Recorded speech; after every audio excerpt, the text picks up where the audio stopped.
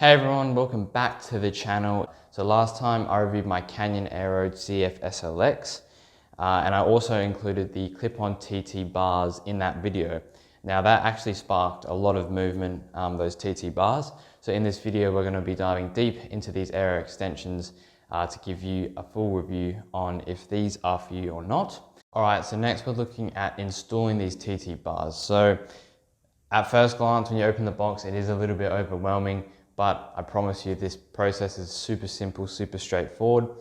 Now in terms of compatibility, these TT bars will only fit on a Canyon product that has the Canyon Gear Groove handlebar setup. So you will find that on the gravel Canyon and the AERO Canyons, as well as what I'm aware of at this point in time. Alright, so now for the fun part, which was testing these TT bars on the road. So I tested them on a mix of terrain to see how they perform in real world conditions. On the flat sections, the AERO position felt really good. I was able to hold higher speeds with less effort, and I saw my average speed definitely increasing on my endurance rides. So for these TT bars, I was training to use them in the national championships in Australia. I'll also mention I did get fitted on this bike with the TT position to optimize comfort, but not compromise your speed and your AERO position. On the climbs, the extra weight is not very noticeable. It might be for you, obviously personal opinion's different, but personally I didn't really feel it. Could be a deal breaker for someone who is really focused on the weight of a bike. Obviously the TT bars are adding another 680 grams to your bike. In terms of descending though, it does take you a while to get comfortable in that position to be able to confidently take turns fast, because obviously in a TT you're really looking at marginal gains. But once you ride the bars for a couple of weeks and you really get your own confidence on the bike, TT bars handled very well. In races, results speak for themselves. I came second in the Australian National Champs. Really heavy crosswind, and I was able to sit in those TT bars for the whole race. I didn't have to come out of them once.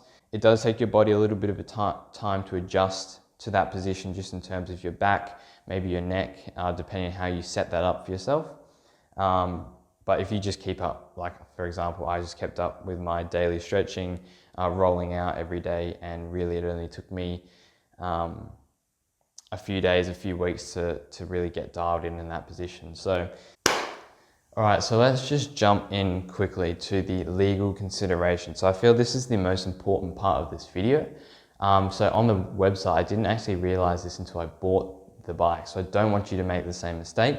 If you are racing in UCI sanctioned races, these TT bars are not compliant with UCI rules.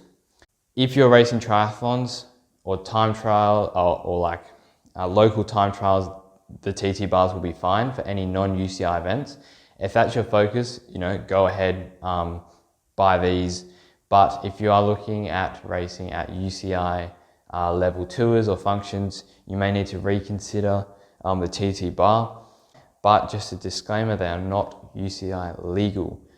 But with this being noted now, let's jump into the next section. All right, so let's jump into one of the most important sections, and this is the pros and cons. So let's start with the pros. I was able to get into a good AERO position and I was able to perform and put out the numbers that I needed to in order to do well at the Australian National Championships.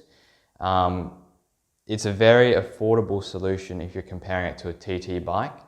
So for, I think it was $740 for the upgrade, coming in at 680 grams, which is pretty light as well, before you're getting a good AERO gain by adding those on.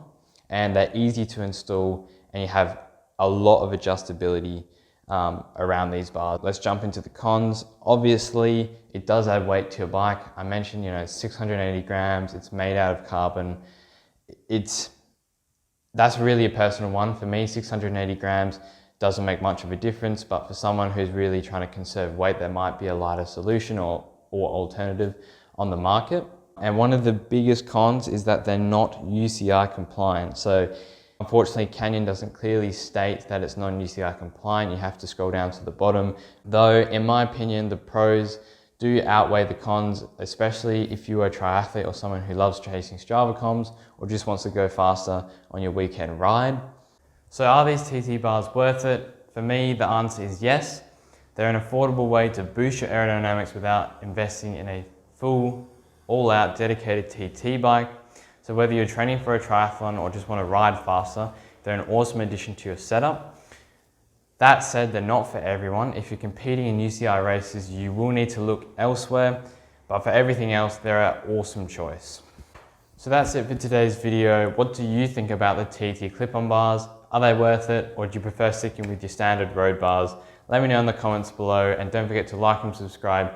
Hit that bell icon for more cycling gear reviews and training tips. I've got some awesome videos coming up. All right, see you in the next one, guys.